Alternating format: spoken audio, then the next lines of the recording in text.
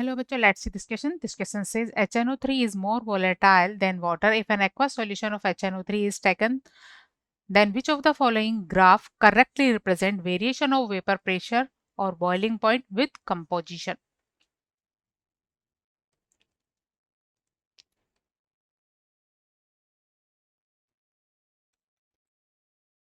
Key concept for this question is इस question में दो कंपोनेंट दिए हैं HNO3 एंड वाटर और इन दोनों को मिलाकर एक मिक्सचर बनाया गया है। HNO3 की वोलेटिलिटी ज़्यादा है जैसा कि क्वेश्चन में गिवन है। Volatility volatility means vapour phase में कन्वर्जन इजीली होता है, तो वोलेटिलिटी HNO3 की ज़्यादा होती है। इट मीन्स इसका जो वेपर प्रेशर है वो ज़्यादा है वाटर के वेपर प्रेशर से। अब क्योंकि इसका वेपर प्रेशर ज़्यादा है तो इसका बॉइलिंग पॉइंट कम होना चाहिए, क्योंकि जिनका बॉइलिंग पॉइंट कम होता है वो इजीली वेपराइज हो जाते हैं और वेपर फेज में उसकी कंसंट्रेशन इंक्रीज हो जाती है। तो इनका बॉइलिंग पॉइंट को अगर हम T से रिप्रेजेंट करें तो HNO3 के लिए बॉइलिंग पॉइंट कम होगा वाटर से। और जो HNO3 एंड वाटर को मिक्स किया जाता है तो attraction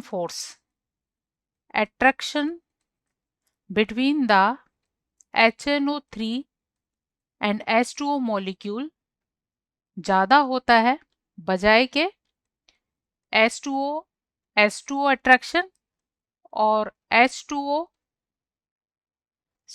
HNO3 attraction।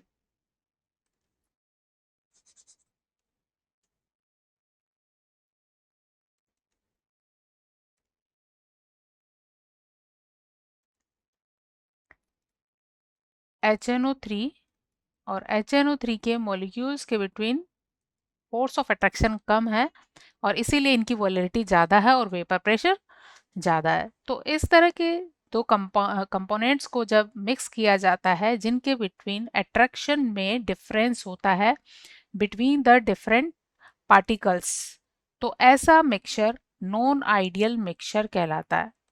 ऐसा मिक्सचर नॉन आइडियल मिक्सचर कहलाता है।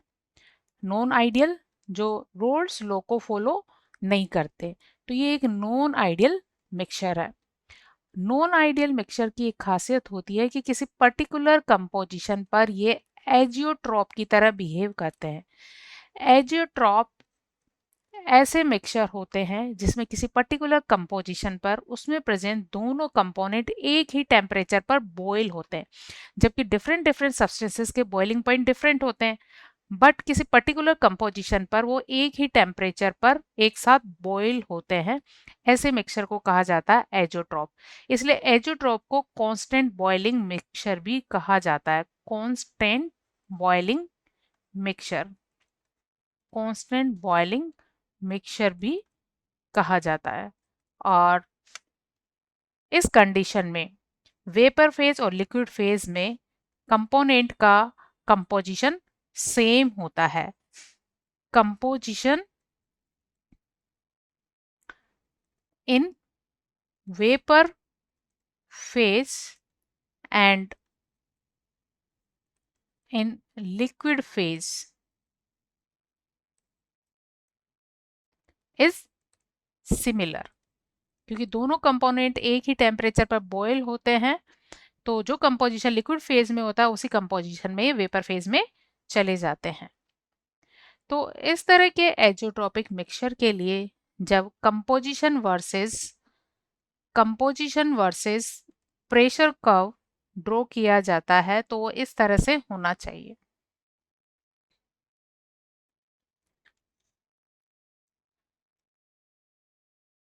क्योंकि कंपोनेंट HNO3 लेफ्ट साइड जिसका मोल फ्रैक्शन 1 है और राइट साइड वाटर जिसका मोल फ्रैक्शन 1 है। तो क्योंकि HNO3 की वोलेटिलिटी ज़्यादा होती है, तो अगर हम pressure versus composition curve draw कर रहे हैं तो HNO3 के लिए प्रेशर ज़्यादा होना चाहिए और H2O के लिए ये प्रेशर कम होना चाहिए। तो इनके बिटवीन जब कर्व ड्रॉ किया जाता है तो डिफरेंट कंपोजिशन पर हमें इस तरह का कर्व मिलता है, इस तरह का।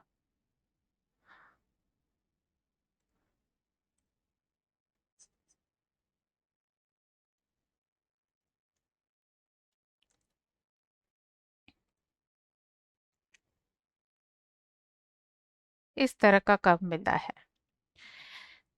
ये इस कर्व पर अगर हम एक इस तरह से एक हॉरिजॉन्टल लाइन बनाएं, ये हॉरिजॉन्टल लाइन इन दो पॉइंट्स पर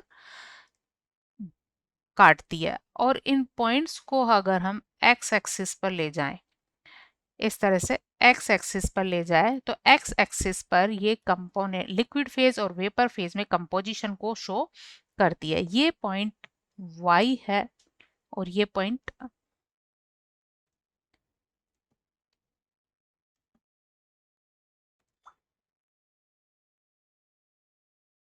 सपोज ये पॉइंट x है और ये पॉइंट y है, तो यहाँ पर पॉइंट x लिक्विड फेज में कंपोजिशन को शो करता है, कंपोजिशन इन लिक्विड फेज, और इसी तरह y वेपर फेज में कंपोजिशन को शो करता है। क्योंकि वेपर फेज में कंपोनेंट HNO3 ज़्यादा होता है और H2O कम होगा, क्योंकि HNO3 ज़्यादा वोलेटाइल है, तो वेपर फेज में इसकी का अमाउंट ज़्यादा होगा और H2O का अमाउंट कम होगा। जब इन दोनों कर्व्स को मिलाया जाता है तो इस पॉइंट पर ये दोनों कर्व मिल रहे हैं, इस पॉइंट पर ये दो कर्व मिल रहे हैं, इसे हम जेड पॉइंट कहेंगे। इस जेड पॉइंट से अगर वर्टिकल एक लाइन एक्स एक्सिस पर ली जाए तो इस एक्सिस पर यहाँ पर x इज इक्वल वाई आता है, मतलब लिक्विड फेज और वेपर फेज में सेम कंपोजिशन होता है। ऐसा क्यों होता है? क्योंकि इस पर्टिकुलर पॉइंट पर दोनों कंपोनेंट एक ही टेम्परेचर पर बॉयल होते हैं, जिससे लिक्विड फेज और वेपर फेज में उनका कंपोजिशन सेम होता है, और इस पॉइंट पर जो मिक्सचर होता है उसका वेपर प्रेशर मिनिमम होता है। देखो ये जो वेपर प्रेशर है, इस पॉइंट को अगर हम वेपर प्रेशर एक्सिस पर मिलाएं तो ये जो मिक्सचर का वेपर प्रेशर है वो कैसा है? सबसे कम है। देन ये फिर से इस तरफ जाने पर राइज हो रहा है, तो यहाँ क्या है? मिनिमम। तो यहाँ अगर वेपर प्रेशर मिनिमम है तो क्यों है? क्योंकि उसका बॉइलिंग पॉइंट क्या है? मैक्सिमम। तो इस तरह का कर्व हम बॉइलिंग पॉइंट वर्सेस कंपोजिशन के लिए भी ड्रॉ कर सकते हैं। तो यहाँ हम लेंगे बॉइलिंग पॉइंट और यहाँ लेंगे हम composition. Left side mole fraction of HNO3 is 1 and right side mole fraction of H2O is equal 1। तो यहाँ टेम्परेचर वर्सेस कंपोजिशन कर्व जब ड्रॉ करेंगे तो हमें इस तरह का कर्व मिलेगा।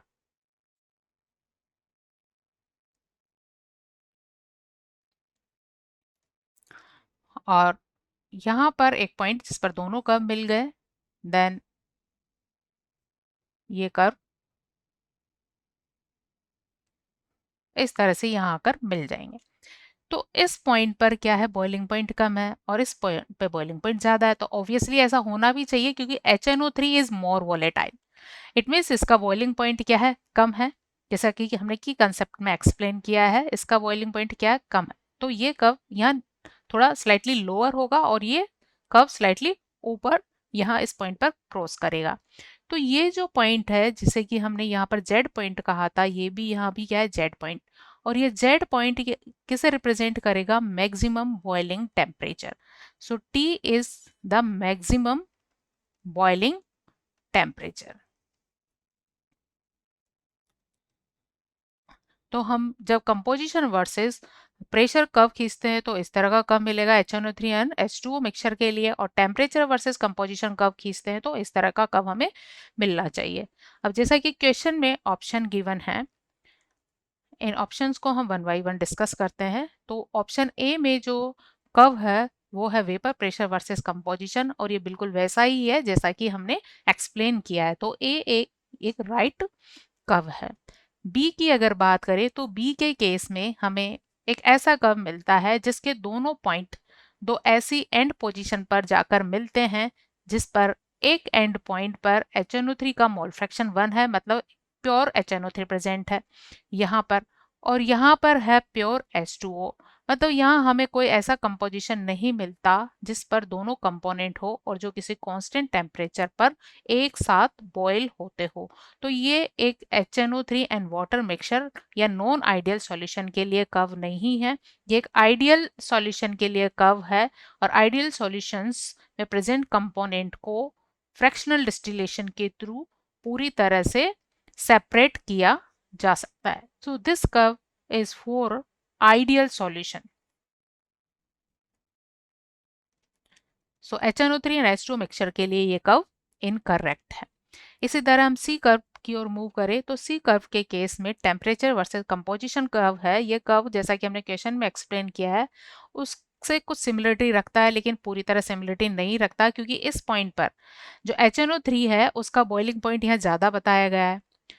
बॉइलिंग पॉइंट ऑफ HNO3 यहाँ क्या है, ज़्यादा है, जबकि HNO3 का बॉइलिंग पॉइंट वाटर के बॉइलिंग पॉइंट से क्या होना चाहिए, कम होना चाहिए, क्योंकि HNO3 मोर वोलेटाइल है। इसलिए ये भी एक इनकरेक्ट ग्राफ है। डी में टेम्परेचर वर्सेस कंपोजिशन कर्व दिया गया है, और ये कर्व इस मिक्सचर के लिए पूरी तरह से गलत है, क्योंकि यहाँ इस पॉइंट पर बॉइलिंग पॉइंट जो शो किया गया है वो कैसा किया गया है, मिनिमम। टी कैसा है, मिनिमम, जबकि यहाँ हमें vapour pressure according the question क्या मिलता है, मैक्सिमम वेपर प्रेशर मिनिमम मिलता है। अगर वेपर प्रेशर मिनिमम मिलता है तो बॉइलिंग पॉइंट क्या होना चाहिए, मैक्सिमम होना चाहिए। इसलिए ये कर्व पूरी तरह से गलत है। So right answer of this question is A for this question. Hope you understood well, best of luck.